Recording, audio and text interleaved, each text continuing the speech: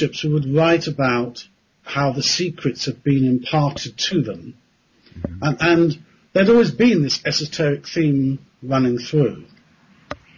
Well, the story continues that when the Apostle Paul goes to Athens, where he has a very bad reception, he doesn't do well at all amongst the Athenians, he did convert one person, and the person's called Dionysius, obviously named after the Greek god of ecstasy.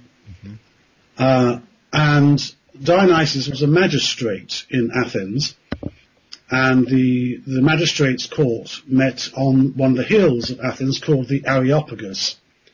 So this character is now known in history by the long name Dionysius the Areopagite. And his book on mystical theology and on the celestial names is amongst the most advanced, authentically mystical texts in Western literature. Some of it rivals Mahayana Buddhism for the complexity, but also the immensity of the thought. Now, Dionysius, he received what we now call the sacred angelic magic from Paul, who had learned it, of course, in the temple. And it's Dionysius who first gives a classification for the angels that we now use, the traditional 9 orders, with angels and archangels, thrones, dominations, princedoms, virtuous powers, cherubim and seraphim. Now, Dionysius' work was very highly regarded, and all the way up to the Reformation, and still even now in the Byzantine Church, it's regarded as almost second to the Gospels themselves. And in old Alexandria, the catechetical, the Christian school in Alexandria was amongst the most mystical of them all. And there they venerated the works of Dionysius so highly that a student would have to write the book by hand from another copy held on the lap of their teacher. And also the head of the school of Alexandria, that became known as the School of 1,000 Years, took the name Dionysius as a title. This has led to a lot of confusion, because this has led academics to think what they call pseudo-Dionysius, meaning texts that are written later on, which they say couldn't possibly be the original Dionysius. Well, they weren't. By then it had become a title. Okay. And with the destruction of the Great Library and the Muslim invasion, some of the school scattered towards the east, but some came west and north. And the head of the school of the time, the Dionysius of his time, then comes to this rather grim little village on the banks of the River Seine that we now call the city of Paris. And there, on the hill of Montmartre, he established the school again there. Montmartre is still, now it has a huge basilica on top of it, overlooking the city of Paris. And this explains the very curious medieval legend, because Dionysius in Latin and French is abbreviated to Denis, to Saint Denis. And he's the patron saint of Paris. And the medieval legend is that he is Dionysius the Areopagite, who then comes there. This is hundreds of years later. And there he is beheaded. But he picks up his head and walks up the hill. And there we are, another saint, another miracle. But of course, when you know the esoteric thing behind it, it simply means that the head of the school came and established the school there. Right, right. But Saint Denis is just the French form of Dionysius. And even in the,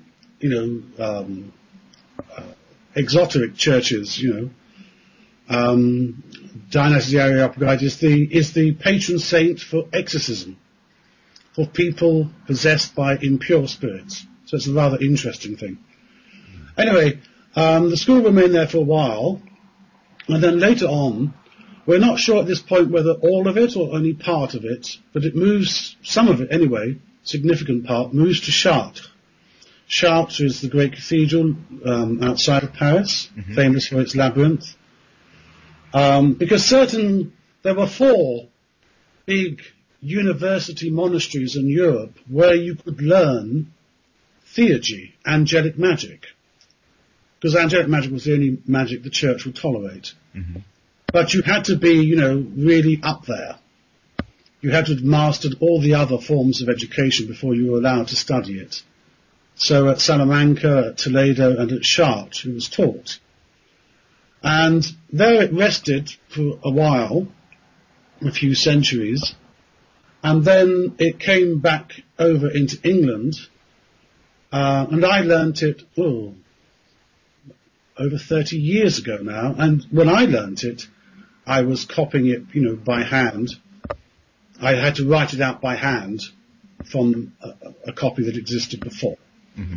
And for about 15 years, I taught it to my own students that way. And then I was directed that the time was right for it to be shared in a more public way. And this was mainly due to the huge interest that arose in angels. So much of it, sadly, fluffy and more wishful thinking than much use. So it was obviously decided by those above that an authentic thing that gets results should be shared with the public. And that's how it happened, really. It's excellent, yeah. And I know that personally, and I'm sure other people as well, are very grateful for that, as it is so effective. See, I consider your book, Tower of Alchemy, to be the best work that I've ever encountered on this subject. It encompasses both theory and practice in a really brilliant presentation. Thank you. Thank you. And I'm asking if you wouldn't mind, if you'd please sort of draw back the veil for people listening, and if you could sort of briefly explain what is alchemy and how is it practiced? Well, that's a tall order, isn't it? I know, right? It is a rather lengthy question. I'm sure you could answer, in over years, but I think that's part of the problem, actually. Yes, I agree. So to answer, I may appear to be talking about something else entirely. The ageless wisdom teaches that everything is consciousness. The new physicists are beginning to share with us the fact that there is the reality itself is a limitless field of potential, that it's influenced by mind, by the presence of an observer, that it is the building block of everything. So they're just one step away from agreeing with what the ageless wisdom says, which is that this radiant substance that builds everything, every star, every world, every being, and fills all of space, and we don't even know whether it extends beyond, that this radiant energy is in fact mental energy. It's consciousness itself, is pure awareness. And the old alchemists would call this their quintessence. Well, they had many names for it, the prima materia, or azot, they would sometimes call it. And much of their texts are, after all, trying to give us a handle on something that is completely non-dual. We're talking about a state where there's no up